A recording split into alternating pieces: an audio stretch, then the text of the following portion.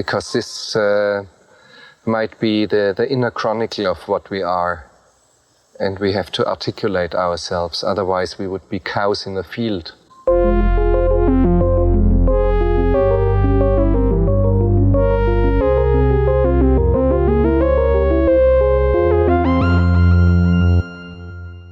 Welcome to Cows in the Field. This is yet another movie podcast. My name is Justin. I'm Laura. And today we are doing a movie called Mulholland Drive by David Lynch. But before we get to that, we have not one, not two, we have three very special guests from the city of Chicago. We have Agnes Callard. Hi. We have Abe Callard. Hello. And we have Ryan Clark. Hello. Well, welcome. I can't believe it. I'm just so excited to be here. I'm in this dream place. This one comes highly recommended. Dream place. What are you doing? Get out of the car. So David Lynch, Mulholland Drive, this movie came out in 2001, and it is, in many respects, I think for many people, it's one of David Lynch's best movies. I would say that. So I first saw this movie when I was in college, and it was a very formative experience for me, partly because I saw it at a time when I really wasn't watching movies for anything other than escapism. So I would just, put on a movie. My dad loves like action movies. We watch a lot of action movies together, and the movie time was a time to just decompress. And I was with my friend Robert, and we went to Blockbuster, which is, what can you say? That was the good old days of going to Blockbuster, and literally we had no idea what we were going to watch. We just browsing the aisles of Blockbuster. I miss that so much. Yeah. And I remember Robert was like, this movie won, or no, sorry, it was nominated for an Academy Award. It was nominated, I think, for Best Director, David Lynch. And we were like, okay, on that alone, we were like, let's check it out. And so we bring it home and we put it in and we watch the movie, and the whole time I have no idea what's going on. I'm completely confused about everything. I'm vexed, but I'm feeling something. There's something like that's bothering me about this movie. Like I don't know what's going on, and it's but it feels like there's enough there that there's like a puzzle that I have to solve. And at the end of the movie, I remember thinking like I'd never seen anything like that, and it really gave me a taste for wanting to get more into watching, I think, like what you might call like serious film, or at least watching movies that aren't just straightforward, plot-driven narrative film. And so I did the usual thing, which I think many people do when they watch this movie. They go online and you look like you're like, what the hell did I just see? Was this worth watching? Right? What was happening? And I was reading about theories and so on. And and so for me, I think of this movie as kind of like a gateway drug into more serious film. And I think part of the reason it's a good gateway drug in that way is that it has enough narrative footholds to bring someone in who might otherwise not really be interested in experimental film. But it also like is twisting those things around, like almost like an abstract painting. And so I think it's a nice transition piece in a way. And that's definitely how it was for me. But Ryan, you said this was one of your favorite movies. How did you come to this film? Well, actually, it started, even I watched Blue Velvet once, and he was like, oh, well, you think this is weird, then you should go see Mulholland Drive. He said that he had to spend hours thinking about it afterwards to just understand it. So I was very intrigued by that, but I don't know if it was going to be good or not. And I think like a lot of other people, I sort of struggled through the beginning of the film and, what's really happening? What is there any logic to this at all? But then once I think the ending scene and that dinner party scene to me is just such an amazing scene. And you see how all the characters have now been reconfigured, and the extraordinary change where Naomi Watts is like, she's like a terrible actor in the beginning of the movie.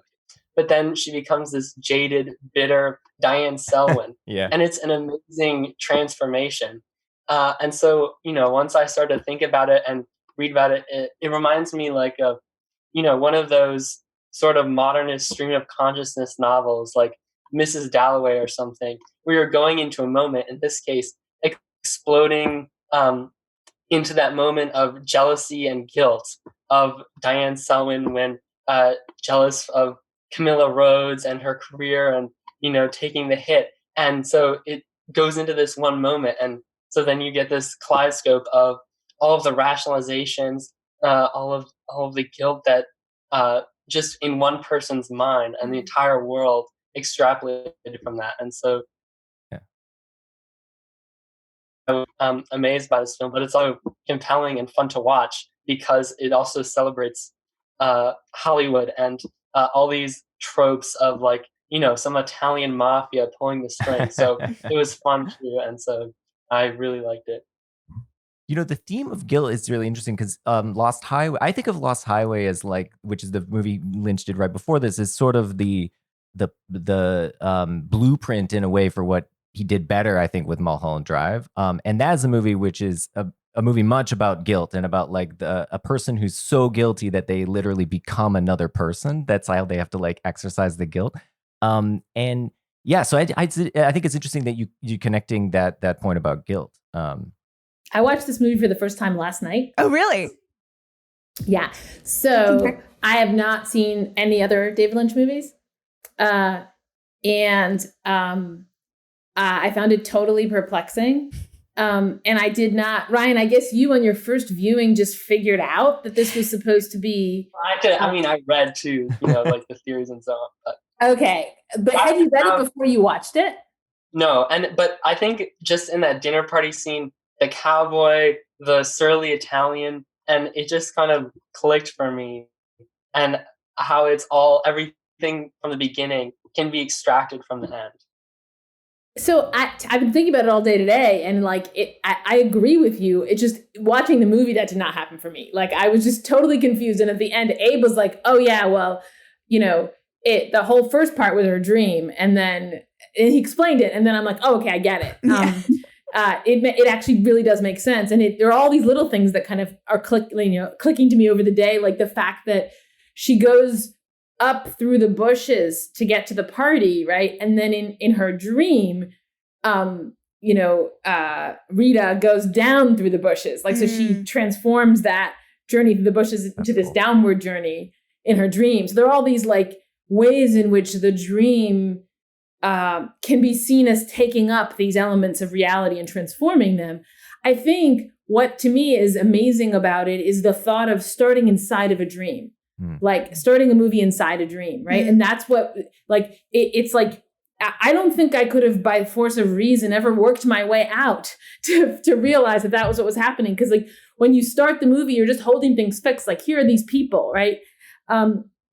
And I don't know any other movie that does that. Like, there are dream sequences and things in movies, but you start out in reality and you shift to the dream. Mm-hmm. So it's the starting in the dream and then shifting to reality that is so disorienting. One question you might have about that is like, so I've seen 3 of his movies, Eraserhead, Blue Velvet, and this is probably my least favorite. And the reason it's my least favorite is something that has been said, which is that you don't really get a visceral understanding of it until like 5/6 of the way through the movie. Whereas to me, with Eraserhead and Blue Velvet, you don't need to understand what's going on to feel the emotion that he's trying to convey and to go to sort of get the sense. In Eraserhead, it's like the horror of like fatherhood. And in Blue Velvet, it's like the horror of like suburbia and small town America. And in this movie, I didn't get, on my first watch of it, I didn't have any feeling of what the theme that was trying to be conveyed was, or what it was about, until I read about it. And once I read about it, I thought, oh, that's brilliant. Like, all these narrative threads tie into this sort of final act that like you can understand the movie by looking backwards at it through that final scene. But there's a question about the value of art, which is like, can a piece of art can you praise it if you almost categorically can only understand it once it's done? That's really interesting. One of the things we were talking about earlier was how this movie is in being so formalist and the characters basically being vessels for these sort of abstract and a really abstract engagement with the concepts and the themes that are going on, is that it doesn't have a kind of emotional punch in the way that in other Lynch films do. So as you pointed out, Eraserhead, and the one that I really love is Twin Peaks: Fire Walk with Me, which has at its core some really bad personal relationship stuff, and like trauma and abuse, and you feel that in those movies in a way that I don't really can feel that sort of stuff in Mulholland Drive. At the same time, I do wonder whether Lynch is actually trying to engage us on a different level from the emotional level, and he often talks like we are supposed to just like intuit his films or intuit these ideas that come to him. Like his creative process, he describes as one in which you just kind of sit in a chair, you do transcendental meditation, and then like ideas happen to you, and you just have to be open and receptive enough to working within those ideas. And I do wonder whether this movie is his attempt to like put us as the viewer into that state of mind as doing this kind of transcendental meditation where these things are coming at you and you are just supposed to like let it happen and let it sort of wash over you. And it's not really supposed to make sense or be coherent. It's just supposed to set the seeds of your imagination.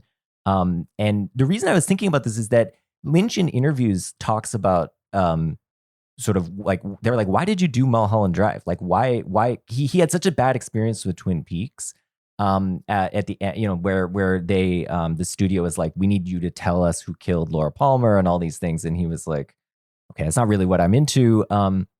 But fine, I'll go ahead and do this. And they were like, well, why'd you go back to TV? Because this movie began as a pilot, a TV pilot. And then the studio hated it. And so it was going nowhere. But then they were asking him, like, why did you go back to TV? And he was like, yeah, I just like the idea of setting up a lot of interesting threads. But I think that what you don't get at the end of that sentence is, and I like to close them up. Like, I don't think he likes closing narrative threads. I think that's like not his jam at all. I think instead what he likes to do is just, create an imaginative sandbox for people to kind of experience. And I think that's kind of what he's doing in this movie, is he's sort of creating this space. And it is very, I think thinking of it in terms of the reverse dream is that's like the interpretation that made the most sense to me as well when I first watched it. But now I kind of seeing it probably for like the 10th time or something, I look at this movie and I think, I don't want to make sense of it. I just want to sit back and like let these ideas sort of wash over me and let just play within this landscape of, on a scene to scene basis, which is quite enjoyable. Like I really do enjoy like the first half of the movie, which is basically incoherent in the sense that it doesn't really go anywhere. And then none of those threads are developed because it just turned out to be a dream or whatever.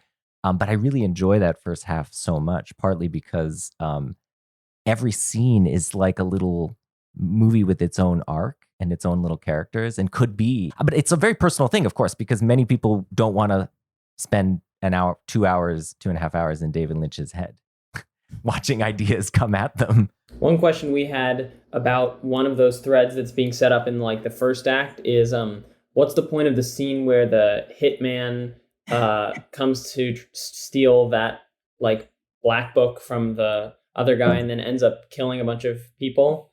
I'm still not really able to make sense of what that does besides setting up the hitman as a character for later. Yeah. But that alone doesn't seem to justify like this long, weird 6-minute scene. Times are tough, bro. Hey, man, it's not that bad. Gee, I hope you're not going to get in any trouble. Oh, that was just a thing, man. But that story, that made you laugh, right? That was a funny story, man. Fucking car accident.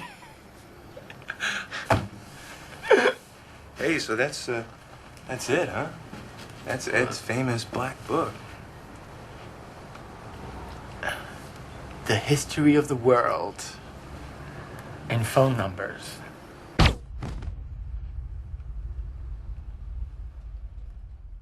Well, I think one detail that's important is that when the hitman is having the conversation with that long-haired man that he eventually shoots, they're laughing about a car accident. And that's hugely important in this movie. The limo scene is both at the beginning and the end. And it's crucial where, it causes this kind of amnesia state. So I think it's important that they're laughing about the car crash.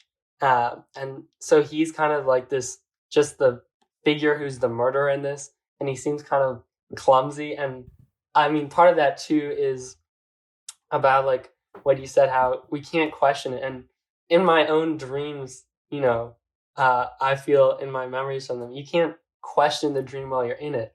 Things just happen, and it's not like everyday life where you can say why.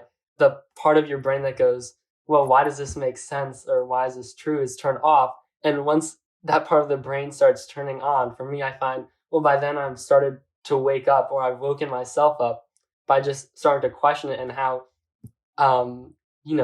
irrational it seems. So I mean, maybe we can interpret it as having some psychological link, but him laughing about the car crash, and then it's almost sad too how clumsy he is in killing all these people, and it's tragic and comic at the same time that he just keeps firing this gun, and it's so sad. And the movie never tries to remember these people in any way. It just moves on with these dead people in a hallway, basically. He does have the hitman does have the book when Diane solicits putting the hit on the murder. Camilla, yeah. Not that the book, I mean, who knows what's it's a book of numbers. I don't know. But yeah, I think, I mean, one of the things we were thinking about was just how funny the first half is. Like, there's so much humor in all those scenes. Yeah. Every time he just says, because he's killed another person he doesn't mean to. And I think he's trying to make it look like a suicide, right? But now he's killed like 2 extra people. Like, so it's completely silly. But like, I was laughing out loud, and I was telling Justin that I kind of wish this movie were a television show. A la like what he was able to do with the 3rd season of Twin Peaks, where for Showtime, where he just got like, I think he had as much time as he wanted to play with, because I kind of wanted to see more of these characters and like let him be funny, because David Lynch is really, really funny. Yeah. And he doesn't, I think like he's interested in so many things. Humor is not on the top of his list. So most of his movies aren't particularly funny, but when he wants to be, he's really funny. Yeah, but it's humor, but in like a really dark way. Like totally, in Blue Velvet, like there's that scene when Kyle MacLachlan comes in at the end where the guy is dead, but he's standing. He's still standing, and so he's like, wait, what? Is this guy alive? And he moves. He like has this like reflex movement. I mean, there's like, those are like comic elements that are there, but of course it's like deeply macabre stuff that he's dealing with. I mean, same with this thing where the guy's killing these people. I mean, he's straight up murdering people for no clear reason, but it's it's hilarious. But that hitman scene also seems to poke a hole in the whole first part of the movie is a dream theory. Yeah. Because first of all, it just doesn't feel very dreamlike. But second of all, why would she be dreaming about this unrelated guy doing these murders? Like it seems like I'm reluctant to say this because it wraps up so nicely if you see it that way. But it does seem like the movie is pretty evenly spaced across the entire runtime in terms of what feels like a dream and what doesn't. And there's never a moment when you suddenly snap out of some kind of atmosphere and it feels real. It kind of feels unreal the entire time. Mm-hmm. Here's a theory, like, as to how that could be something she might dream. Like, so, if she has put a hit on this woman, like, you could see that her brain could be thinking through various permutations of what it is to put a hit on someone, right? And like, one thing is like, other people could get killed, right? And the surprise of it, where he just shoots that guy, it's like, that's what it is to be killed by a hitman, right? It's like, you didn't know it was coming. And in a way, right, they were like clearly friends or knew each other, right? And so that could be a way of representing, like, I'm killing someone I know. It's like I'm doing this thing that he's doing, right? Someone I've laughed with or something. And then the killing of these other people is like, her brain telling herself, like, you could be killing you don't know who you're killing. It could be someone in another room, so That's one thought. I love that. That's really, yeah. And the man that he first kills, but then goes on to accidentally kill all the other people. He's like maybe one of the only men in the film with long dark hair. And even though he's a man, then you can make a tenuous connection that it's like some male dream version of Camilla Rhodes, and to, you know, that she is kissing the other star at the end and the director. And so can I ask you guys a question just about dreaming for you? So for all of my dreams are from my perspective, and I don't know if this is universal. I thought I read somewhere that it is universal, that all dreams are from the perspective of the dreamer. But am I wrong about that? Have you guys had dreams where it's not you who's perceiving the dream? I mean, I see my own body. Like, I don't see from the perspective of my eyes, but it's always me. I think that's true of me too, but my memory of dreams is so poor that I wouldn't trust it. The reason I ask is that, you know, another argument against the dream theory is that, of course, she's not present in all of the dream sequences. So that you know, I mean, unless, you know, this David Lynch dreams about other people, maybe he does. I don't know. Do you dream? I do dream. Yes. Yeah. Okay, thanks for checking in. Just wanted to see. No, I told you because I have really bizarre dreams. I had a dream the other day that I needed to recreate Michael Mann movies for our child. So that's such a cool dream. I wish I had that dream. All I dream about now are like being on a plane and we're in a pandemic. That's like all I dream about. And I definitely also dream about being in a crowd without a mask. That happens too. But sorry, Agnes, you're gonna ask. I just want to ask about the opening scene with the teenagers in the cars. What is that? Can we give any significance to the screaming teenagers driving wildly? Like, does that correspond to anything later in that? I will say this about that. This is my take on that. So David Lynch actually lives very close to Mulholland Drive. Maybe David Lynch, like many of us who live in streets that are really, really crowded sometimes, we get pissed off that they're like kids flaming around on their cars, right? Hot rodding down the street. And maybe David Lynch is putting a little message in there to the youths to maybe slow down. I was reading about his like politics, and he's like the most confusing.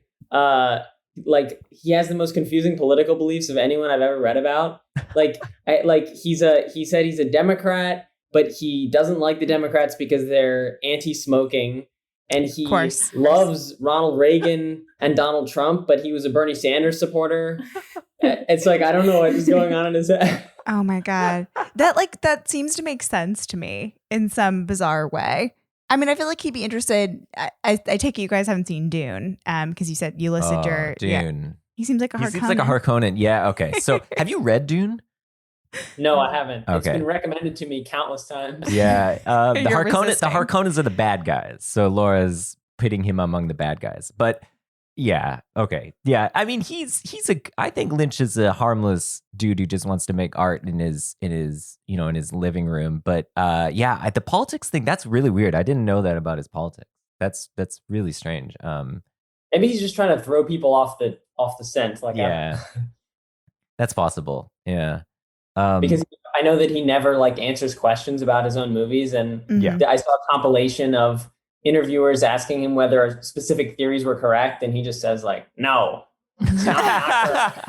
Well, if you see him in interviews, his whole point is that it's just about intuition, and like for him, being an artist isn't about having like a theory of what your art is, and that you can analyze your own artness. I mean, I'm sure he does, but he always talks about intuition, like Justin was saying about how he meditates. And I saw in an interview said, "Oh yes, the ideas came down from the bottom of my consciousness, like a string of pearls that I was pulling up." And so, I mean, in light of that, I think it makes sense that his political beliefs wouldn't follow any logic or consistency at all, because he just seems to think that intuition, or, you know, just what we naturally feel is right, is something that's most sincere and the best way of making art. Maybe not political decisions, though. So, okay, speaking of like just intuition, so the Silencio scene, I feel like a very natural dividing point in the movie where that's when perhaps the dream becomes reality or whatever. So what do you guys think is going on in that scene? No hay banda. There is no band. Il n'est pas d'orchestra. This is all a tape recording. No hay banda, and yet we hear a band. If we want to hear a clarinet, listen.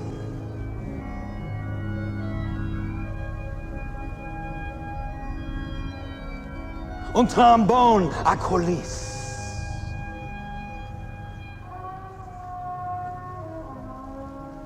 Un trombone con sordina. J'aime le son du trombone en sordine. Je le son. A muted trumpet.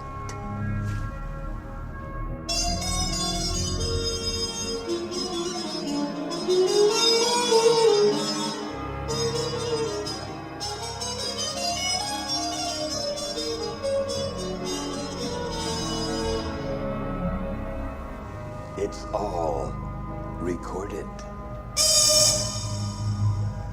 No hay banda. It is all a tape.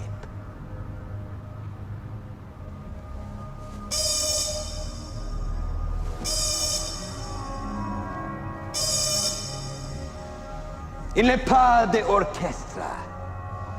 It is an illusion.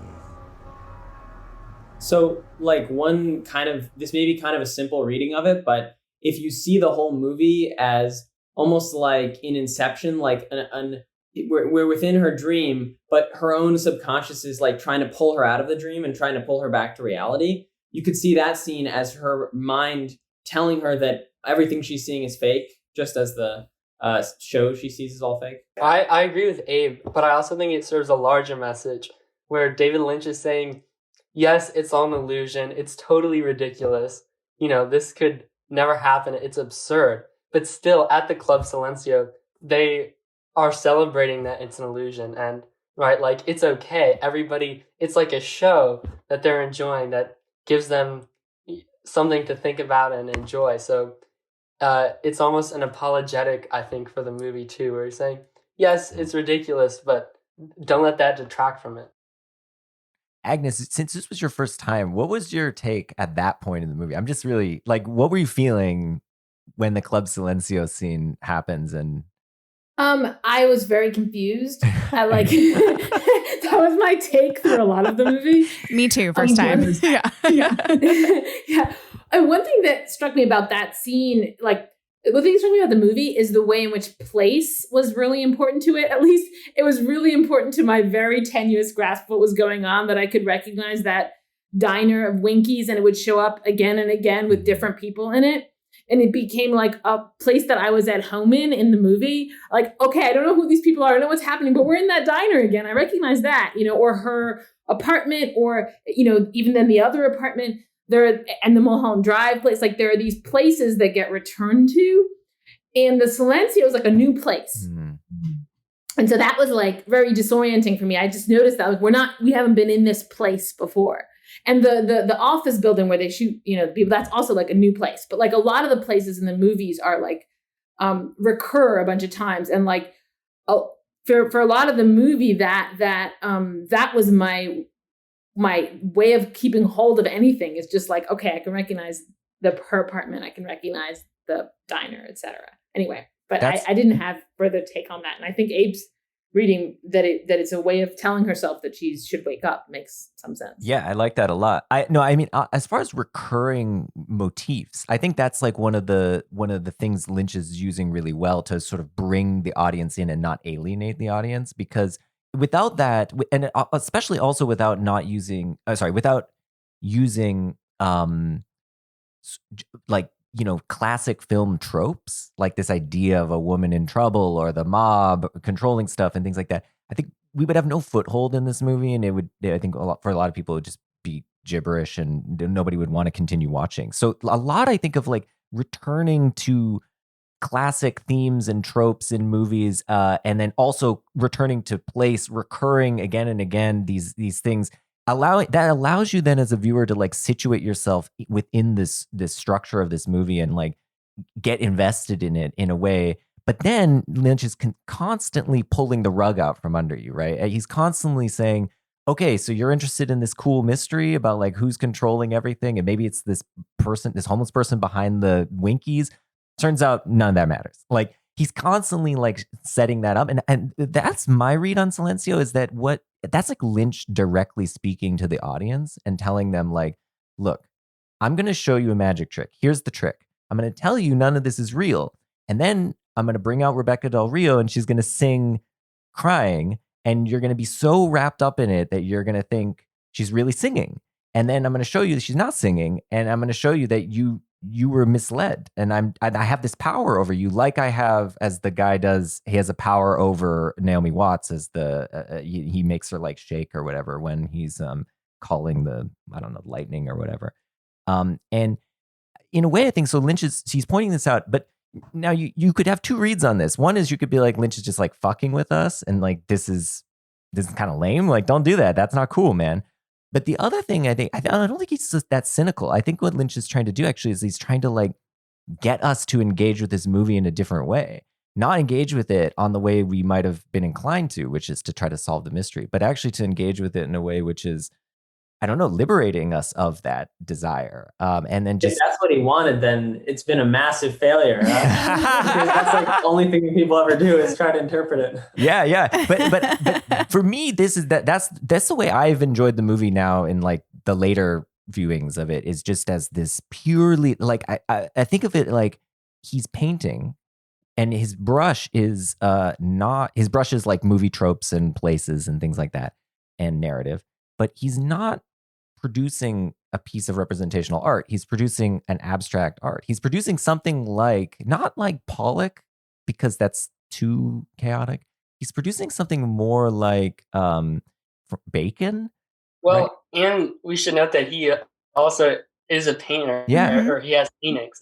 And his paintings do look kind of abstract, but you can still, there's like words that are sort of blurry, and you can try to, but really that's not the most important thing to understanding it. So I think that's another analogy we can make about what he's trying to do between representation and abstraction. Yeah, exactly. Yeah, it's that sort of like blend between the two, right? Like he's doing abstract painting, but with representational devices. And I have a feeling as that's one of the reasons it's so maddening and also so appealing, like watching a David Lynch movie, is that he's sort of tapping into something deep within your subconscious and like ripping it out. But it's of course deeply personal to Lynch too. It's in his subconscious. It's lodged in there. But we share a similar vocabulary because we've all seen movies, right? So he's able to like do this by tapping into things that we've all kind of understand. But then I think he's in this one in particular, he's weaponizing those expectations sort of against the viewer to make it deliberately to frustrate your sort of expectations. And I think that does play also with like him, you know, how he, as you pointed out, he never wants to tell you what his movie's about, right? He never wants to like explain the movie to anyone. And I think that's both partly because he thinks it would ruin it, but also partly because I think he thinks you shouldn't be doing that. You should just be engaging with it in this kind of, I don't know, like pre-linguistic way. One question, given that he is, as you said, using a lot of Hollywood tropes, is like, what is the movie saying about Hollywood? Yeah. And I think that's like a commonly interpreted element of the movie. Like I said that he was a fan of Ronald Reagan, and what he actually said was like, I really like Ronald Reagan because he reminds me of old Hollywood. Mm-hmm. Of course, he was an old Hollywood actor. Yeah. And so while the movie is often taken as like this savage cynical look at Hollywood, he's clearly also a big fan of old Hollywood. And he's not like, even though at the time of like Eraserhead, he was seen as this like super avant-garde, weird indie director, he's also clearly influenced by, and in some sense loves the artificial elements that he's like showing to be artificial. To that point, I think the scene, what my second favorite scene is the scene which starts, it's got like the 16 Reasons song. Why I love you. Where it starts close up on the singers, and of course now they're decked out in like whatever 60s 50s outfits, and it just sort of pulls slowly back, revealing the recording studio, and then it pulls back and reveals the camera, and then you see that there's this huge, all these sets, and how small the little part that they were actually filming was, and then you get all the like apparatus behind them, but I love that it's in a way putting in context all the things that he loves, right, about Hollywood. You have like the old Hollywood being represented, and then you have also all the stuff that has to go into making the film, and it's all put, it's all sort of portrayed there all at the same time. And one of the things I just love about that too is just as it pulls back, you're wondering like, how far is it going to pull back? I always think like, weirdly, maybe it's just going to keep pulling back. And then like the next shot will just be like the living room or something of like David Lynch, like editing the movie. I'm like, now that you guys this is helping me think about the movie, and something that I'm struck by is that I think there's the movie, it doesn't just make me frustrated. It's a frustrating movie to watch, but I feel that it also kind of expresses a frustration with the fact that I sort of think you're right that David Lynch almost would like to be painting. But he has to use like human bodies to do the painting with, and he has to use acting. Yeah. And he's constantly in a way trying to get outside that, by like, for instance, using almost meta acting, right? So like where, at the beginning with Betty and the couple on the plane, like it's like super fake acting, right? Mm-hmm. And then there are scenes where she's being an actress and she's like actually doing a way better job. Yeah. But when I think about those in connection with the thing with the singer falling, it's almost like he's like, I wish I could get rid of these actors. I wish we could just somehow get to the real thing. And I didn't have to do it by having them fake things. But there is no escape from that. And it's like, there are all these things where it's like he's trying to escape from it. But like, like maybe the most striking one is like having his main actress start playing another character towards the end of the, that's like a crazy thing to do, right? It's totally insane. It's like deconstructing the idea of a character, but then she does just have to play this other character and she's still just acting as that character. Yeah. And it's like, you feel like this, I can't get out of this. Like I'm trapped in this movie and I'm trying to say something and I have to use like people faking stuff in order to say it. I mean, I feel like he's also definitely frustrated by being confined by narrative. Like, I think in a way, this comes out to me a little bit in like, basically Twin Peaks is like, it's this show which is basically a soap opera, but then also a potentially supernatural thing, but it's a murder mystery and it's a police procedural and it's all these things like tied together. And I kind of feel like Lynch just like wanted to like have that. He just wanted to like play in the sandbox of like, let's just like have a weird soap opera and like I'm going to create this place, the Northwest, and we're just going to like play out some fun stories in that place. But he didn't really want to sort of solve the mystery or anything like that. And I feel like he had to give people the mystery to get them hooked into the thing. But I feel like he's frustrated by the fact that like then he, in a way, people are like, well, solve the mystery for me. Tell me what the solution is. And I feel like David Lynch is just like, no, I didn't want to do that in the first place. And I'm like irritated by you asking me these questions. I know you hate saying what things mean in your films, but am I right in thinking that that's at least in the right area? No. I love mysteries like a book, but I don't like it when it ends and everything is sewn up 100%. And so I like this idea of like this movie itself expresses that very frustration also with like a narrative itself, like having to make a film within a narrative. Although what I think is amazing though about that is that David Lynch, I feel like, is a fantastic narrative filmmaker, despite I think the fact that he himself isn't really interested in narrative. I feel like I can enjoy most of his movies, as narrative. And if you look at like his short films and stuff, which are very evocative, they don't have that kind of power. Partly, I think, because they're lacking in narrative. Like, I think in a weird way, he needs narrative, even though maybe he doesn't like it. I don't know. I sometimes wonder, like, what would it be like if somebody watched this movie, but they're from a completely different cinematic tradition and they had no idea about Hollywood. They had never seen The Godfather. They had never seen film noir. I mean, would they be more confused or less confused? And in some way, I think they might actually they would say this is really weird, but there wouldn't be all these tropes clashing against each other. And for us as viewers, in order to be the right viewers, we have to be engaged and be able to recognize all these cliches. And it's an overabundance of cliches. And David Lynch is celebrating that. And I think that's also what part of the meta level of like the Silencio speech and so on is. Yes, we can just have fun with them. It doesn't have to make sense because the illusion is beautiful no matter what. I like that way of putting it. Yeah.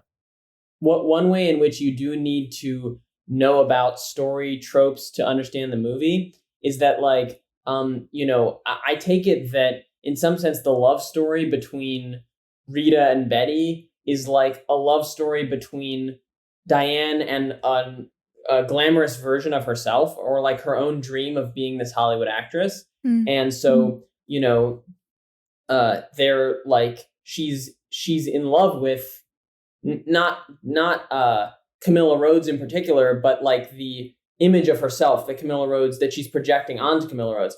And so, but to understand that, you kind of need to be duped into initially believing that it's just a traditional love story. And so you need to have seen a lot of love stories and have seen a lot of will they, won't they, dynamics to be surprised to learn that the love story was actually like between these different, mental compartments of one woman rather than just between two people who love each other.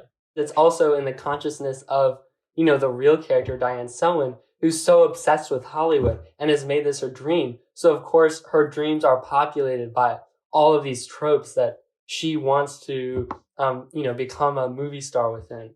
But that's a really good point, Ryan. I hadn't thought of the fact that a lot of the tropes are there because they're in Diane Selwyn's head, because she's obsessed with Hollywood, right? So, like, you think of it as David Lynch is obsessed with Hollywood, right? But he's made a movie about Hollywood that sort of focalized through the point of view of someone who's obsessed about Hollywood. And so you get her dream turns into like a Hollywood movie, right? Basically. And there's the question also of, is that first part where we see this naive woman coming into LAX and sort of like coming to this apartment and being like, oh my God, LA is so cool. I have all these dreams. Is that a memory of her when she came to LA? Or is that itself like a constructed identity that she's using, that she's not only imagining what it would be like if she were a star, but imagining she's also, as you said, taking that trope of like the naive girl who comes to the big city. And even that is like false. And she's always been this, like, it's possible that she's just always been this jaded, like, depressed person. And she has like this, basically this story in her head of what she needs to be like to fit into a certain story arc.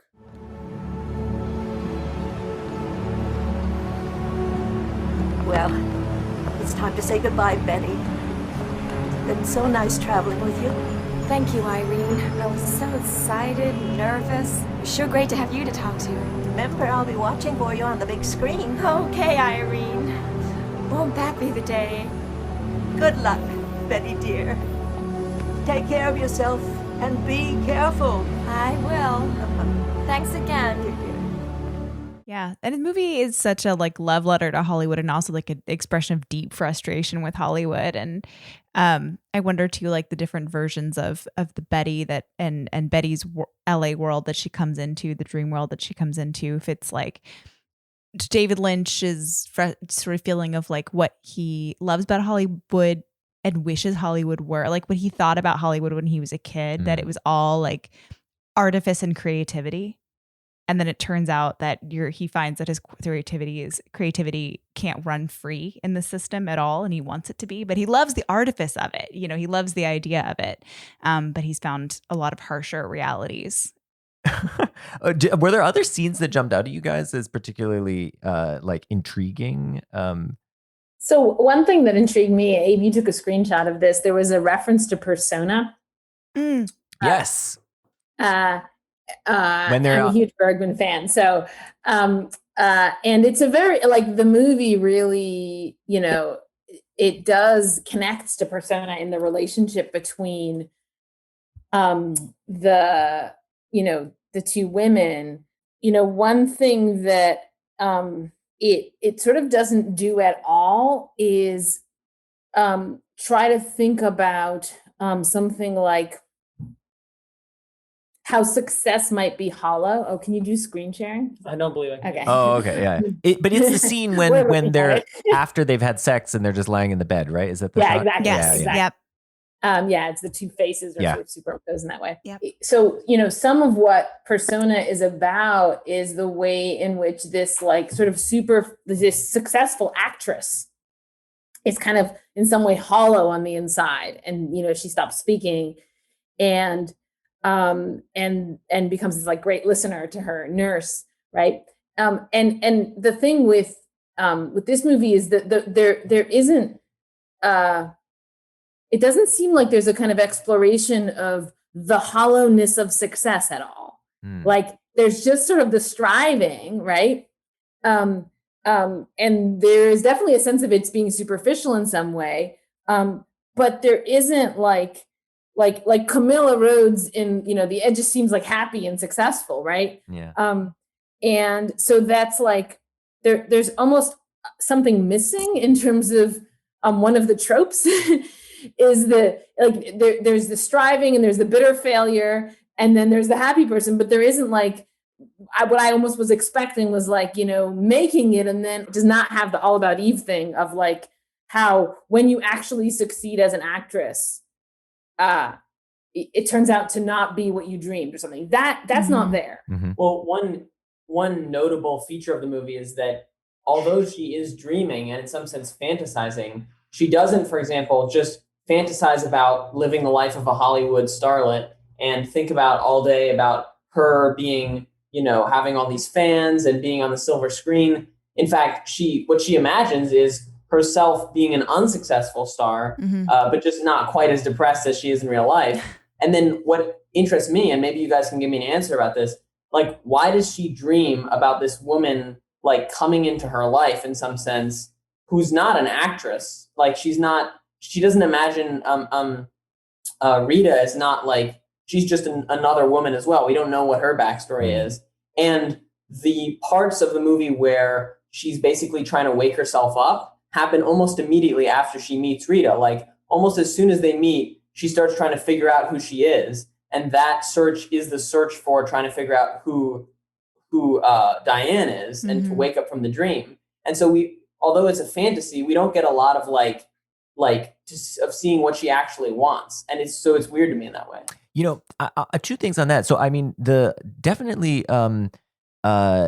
Rita, who is Camilla, right? So Rita is basically a hollow, empty shell, right? She doesn't have any personality or memory. She doesn't even know who she is, right?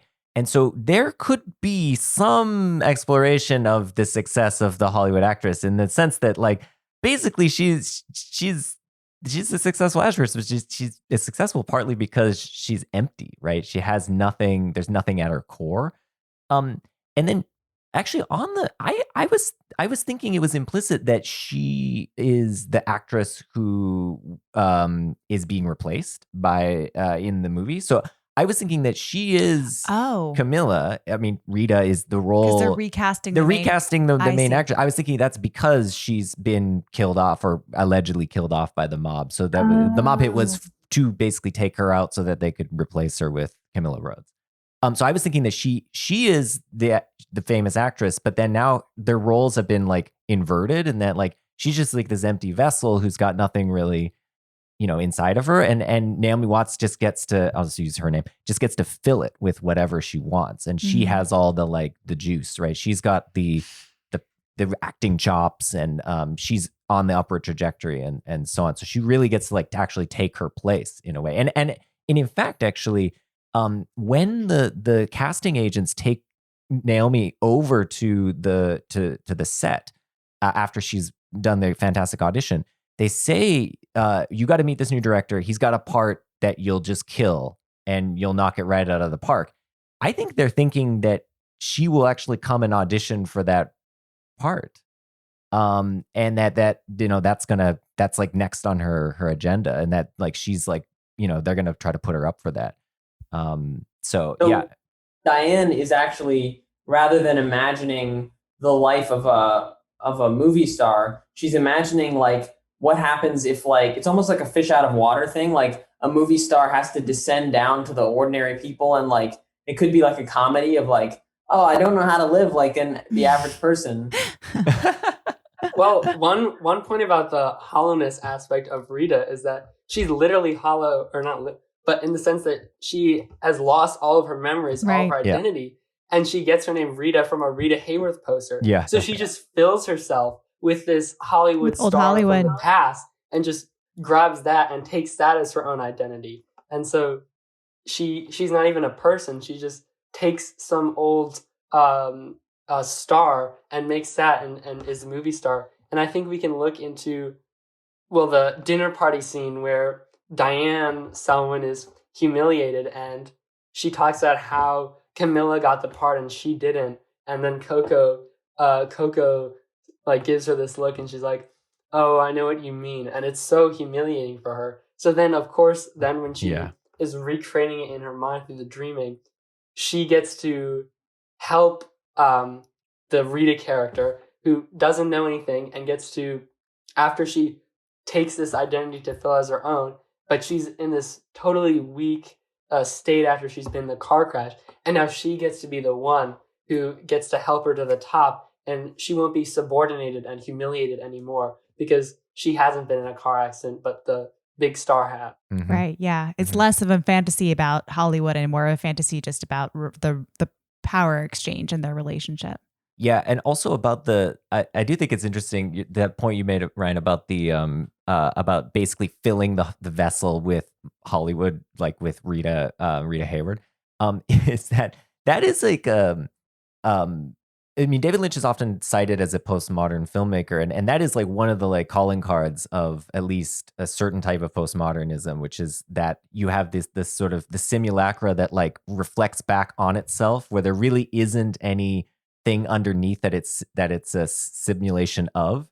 It's just a simulation or replication of itself, and so you get this thing where there's this circular trope happening, where she's just reflecting something that is she as an actress is just reflecting these other actresses. She's not reflecting anything that she's supposed to be portraying. It's just a hall of mirrors of reflections. Because of all this, what he's doing with these tropes and recycling them and repackaging them and then creating these, these repetitions that now we can encounter for the first time. I mean, I've actually never seen Gilda. I was thinking about maybe we should watch it before, but I haven't seen it. And so I actually don't even know if there is a reference here that I should be picking up on beyond just that it's Rita Hayworth. This is a little bit unrelated, but I was just thinking that another thing that confuses me a little bit is that we never learn why the people at the top want one person over the other. Yeah. And I was just thinking it's not true that it's this woman gets into a car accident, so they have to replace her, because the chauffeur pulls a gun on her. Yep. So clearly something was planned, and probably it was planned that she was going to die in some way. And then we keep seeing, these figures from at the level of the Hollywood people, including the dwarf guy and the cowboy, who keep saying, you need to say, this is the girl, and you need to pick this girl. And in another movie, we would get an explanation of oh, it's nepotism or it's something else. But it's there's this big mysterious thing. Why do they care? Why do they want some particular woman in the role? But I think there's an explanation of that, at least psychologically, which is that Diane Selwyn is telling herself, first of all, the scene where she's running lines with Rita, right? Where Rita's like acting terribly. So it's like, this is like, oh, Diane is the, Betty is the actress, right? And Rita is not.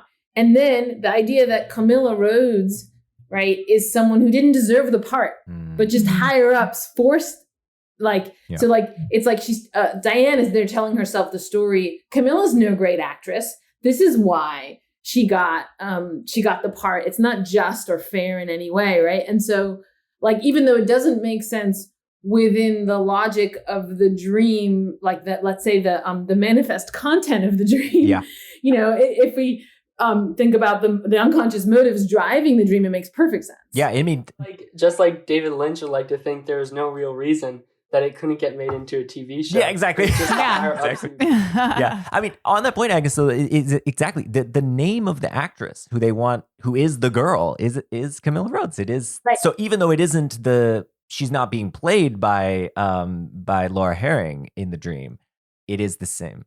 I think that's one element of the movie that I think is problematic, is that there's another actress who is playing this woman who is supposed to fill the part. Like, I just think when I look back on the movie, I think that's one symbol too many, because I think it would have been simpler if we just had these two faces to keep track of. I don't know. Maybe I don't understand what he was going for. Well, then there's this other element of jealousy with her and Camilla Rhodes. So it's reflected both ways, right? So in the dream, the jealousy is refracted onto Rita, but in the reality, the second half, it's refracted onto the woman who we don't actually know what her name is, but who is Camilla Rhodes in the dream.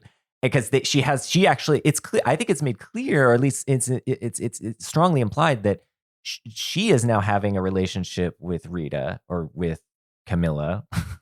they are actually engaged in a relationship, even though she's marrying Adam Kesher. Naomi, I'm just going to keep calling her Naomi. Naomi is deeply jealous and upset about that, right? They have that kiss and at the dinner scene. So it does add this element of jealousy that gets refracted. It just gets refracted at different dimensions at the different parts of the movie. I mean, why the cowboy though? Howdy. Howdy to you. Beautiful evening. Yeah. She want to thank you for coming all the way up here to see me from that nice hotel downtown. No problem. What's on your mind? Well, now, here's a man who wants to get right down to it. Kind of anxious to get to it, are you? Whatever. Well, it was just one of David Lynch's friends he knew, and they like rented this outfit. He's not even an actor, yeah. That's amazing. Oh my God, that's perfect. It makes perfect sense though. That like I feel like that, you know, you get a picture into like how David Lynch makes movies in this movie. It's just like he had an idea. He's like, cowboy. That's going to be cool. Who do I play the cowboy? Well, I got this guy who looks kind of like a cowboy. Let's do it. All right. And then suddenly you have the cowboy scene. And he's like, we'll worry about how it fits later. I just feel like that's kind of how he's grooving. And I mean, part of my read on this that I keep coming back to is like, it's influenced by like, just sort of seeing how Twin Peaks developed. And then when in season 3, you get this just like chaotic, like now he's got carte blanche, he's going to do whatever he wants. And it's like this huge chaotic mess, but somehow it's deeply enjoyable, like on a episode to episode basis. Love it. But yeah, I do think that with the cowboy, yeah, it's just like, he's just like, yeah, it's going to be fun.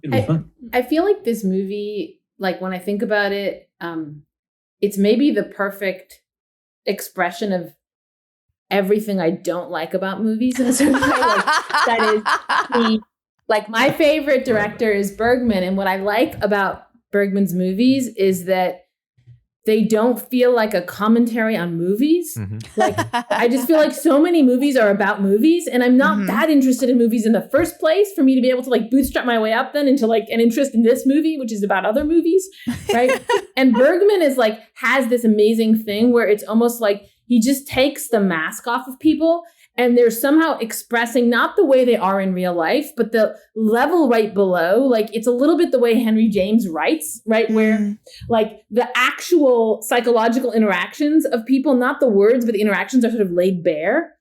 And it's like what Bergman is doing is sort of taking the cinematic aspects of cinema away and just actually looking at like, and so many of his shots are just like close up faces, right? And Lynch is just like the opposite of that. It's like, he's like someone who's handicapped and all he has are these like cinematic tropes and he has to juggle them somehow. And he's like, okay, I need a cowboy. And you know what he reminds me of? Have you ever heard of like the pop songs that they did by Votes? Like some like, what are the things you would most hate to have in a pop song?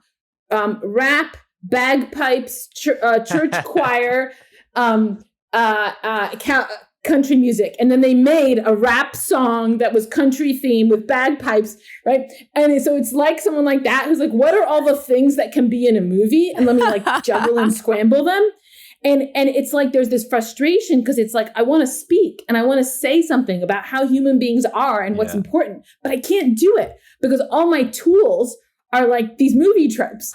And it's interesting because like Eraserhead, which was like his first big movie, is not really like that. It doesn't feel like it's a bunch of movie tropes being blended up. It just feels like an expression of how people actually are. And I haven't seen like Inland Empire and his later stuff, but like I don't know whether it's that the longer he stayed in the studio system, the more his mind kind of got scrambled with all these movies and he stopped like caring about actual people. So he's kind of, in that way, he's kind of like a slightly more disillusioned spiritual brother to Tarantino because he's like makes movies with the language of other movies. Yeah, I will say though that there is a through line here, which is that he is not, I think Agnes, you're absolutely right. He's not interested in like how real people behave or deep psychological, truth about interpersonal relationships or anything like that. I do though think that his movies are weirdly deeply personal. So I do think that this movie is a reflection of something that's inside of him. And it just might be that there's not much interesting there, that you, at least in your view. But I do think like visually, and I do feel like there's something that like I can tap into. At least I can groove into. Like when, for instance, the 16 Reasons part, I always, or actually at the part when Camilla Rhodes auditions, which is right after the 16 Reasons part.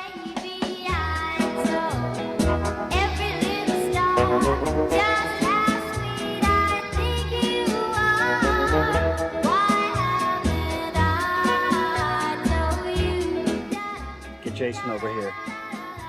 Cindy, Adam wants to see Jason. For some reason, I get goosebumps during that part. I have no idea why. It's just like something like that's like hitting me on this like visceral, unconscious level that I'm just enjoying watching. Watching like the way she's just moving back and forth, and I feel like there's that specificity is what Lynch is kind of the master at bringing out, in that it's not going to be articulated verbally. Lynch is like, I want it all to be done non-verbally if I can. I want it to just be these like feelings that are inside of me that I want you to have. And if you try to bring it out verbally, in many ways, you're gonna fail. And I'm gonna try to show you why you're gonna fail. Did you want to tell me something, Adam?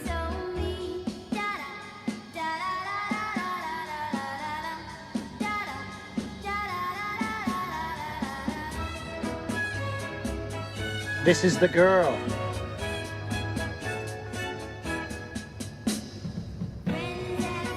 Excellent choice.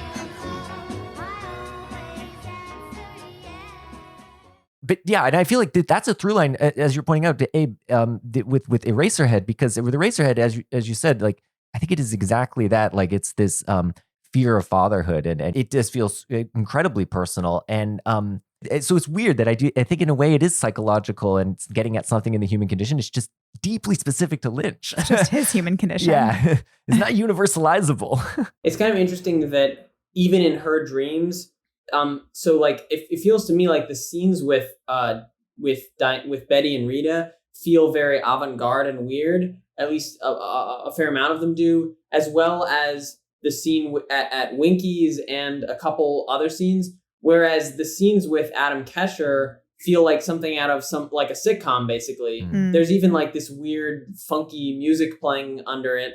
And like, it's sort of this, it looks like a Hollywood set, and it's very tonally abrupt.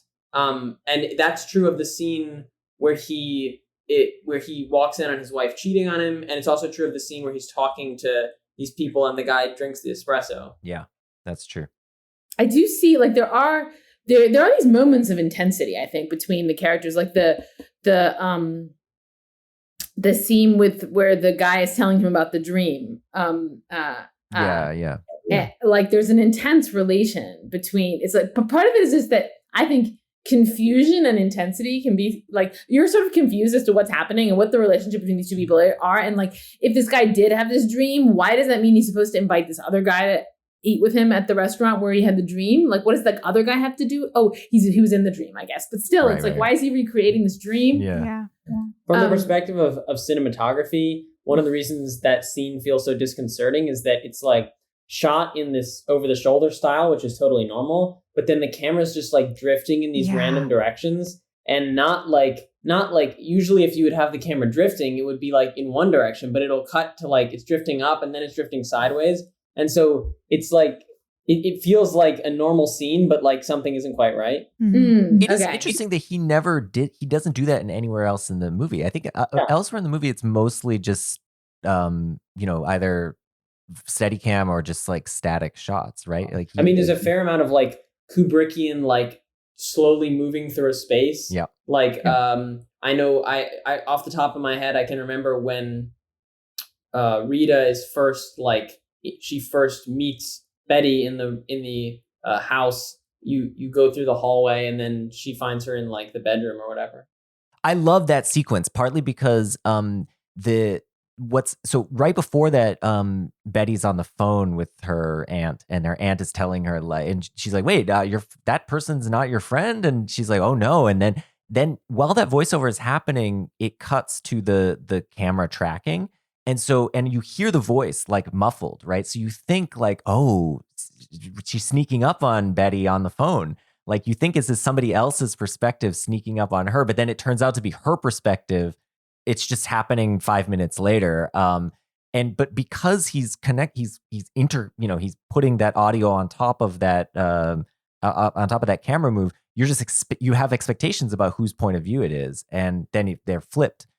So I really love that as another instance of this, like taking your expectations and just like twisting them. I just had an unrelated thought, which is that the reason that they're crying, both of them are crying in the Silencio scene when the woman is singing the song "Crying," is that they're like realizing, or rather Diane is realizing that like everything is fake or something, or it could be something like that, where like she's like they're having this like moment of, she's like, no, I don't want to break out of this. Like, I want to just live in the moment of this song and live in like the artifice of it, i.e. keep living in my dream. But then she knows at the back of her mind that the song is like, it's a tape recorder. It's not real, just as her dream isn't real. Just as like a funny like backstory on that song. So apparently like Lynch was in the process of, I don't know, he was working out what he was going to do with this, and he met Rebecca Del Rio through a friend, and they came over, and she was like, "Oh, let's lay down some tracks," because he's a recording studio in his house, and she just off the cuff sang "Crying" in Spanish, and they were like, and Lynch had this moment of like, because apparently he wanted to use "Crying" in Blue Velvet when the Suave Man sings In Dreams, exactly, yeah. Which is lip synced as well, actually, which is a nice callback. Yeah. He wanted it to be Crying, but I don't know, for some reason he said it wasn't like gonna work or something. So he canned that and then did In Dreams. And so when she sang Crying, he was like blown away and everything. And he was like, okay, I want you to be in my movie. And that take that she did there was the one that's in the movie, apparently. And he was like really blown away when on set she could just lip sync to this take that she had recorded months and months or whatever years ago. It's it's really cool. But yeah, I feel like that again, it also speaks to like Lynch's like creative process. It's just like a bunch of happy accidents. Are there any last thoughts on this movie? Let's do the thumbs up, thumbs down rating system. So So everyone, are we going thumbs up, thumbs down, or thumbs middle, which is I don't know what's going on in this movie. I don't know what my thumb was already mildly up, but I think this conversation I'm going to raise it a little bit more. A little bit more. Awesome. I'm surprising myself by saying thumbs up. Oh, amazing. Yay. Ryan, are you going 2 thumbs up, Ryan? Yes, he's putting all his thumbs up. Just do 1 for now. We created this new rating system where Oh my God. where Laura thought that the 2 thumbs up was each guy, Ebert and what was it? Siskel. Siskel, yeah, sorry. I thought they both got their both of their thumbs. They thought they could both use the 2 thumbs. And so I was like, but when has there ever been 4 thumbs up? Has that ever happened in a movie where somebody gave 4 thumbs up or 3 thumbs? So I think we learned that it's only 2 thumbs the max. So we're gonna give it. This is gonna average out to like a 1.875 thumbs, maybe. I think that's where we're ending. Well, thank you very much, guys. This was super fun. Quick announcement. Oh, actually, why don't we do this? Let's plug social media if you want. That's something that people do on podcasts. So we're going to do that, even though I think our listeners, we have about 5 listeners, right? Is that about it? 5.5 listeners, Laura? So more than the number of thumbs. Yeah, well, that's true. We could, they could chime in. That's progress. Yeah, that's progress. That's true. So okay, tell us where we can find you on social media if you want. If otherwise, no pressure. My Twitter handle is Callard Abe, and I've also recently been logging a lot of movies on Letterboxd. So I think my handle is just Abe Callard there. But you can see my reviews of movies like this, and I see like 2 or 3 a day. So there's a lot of content. I'm Agnes Callard on Twitter. I don't really have any social media, but I have a website, rclark.xyz, which I'm slowly adding to that you can go to. We are at CowsPod on Twitter. The website is cowspod.wordpress.com. And the next episode, what we're going to do after this is a series on 1996 movies. It's kicking off with Independence Day. So that'll be next in 2 weeks. All right. Thanks, everyone. Thank you. Thanks.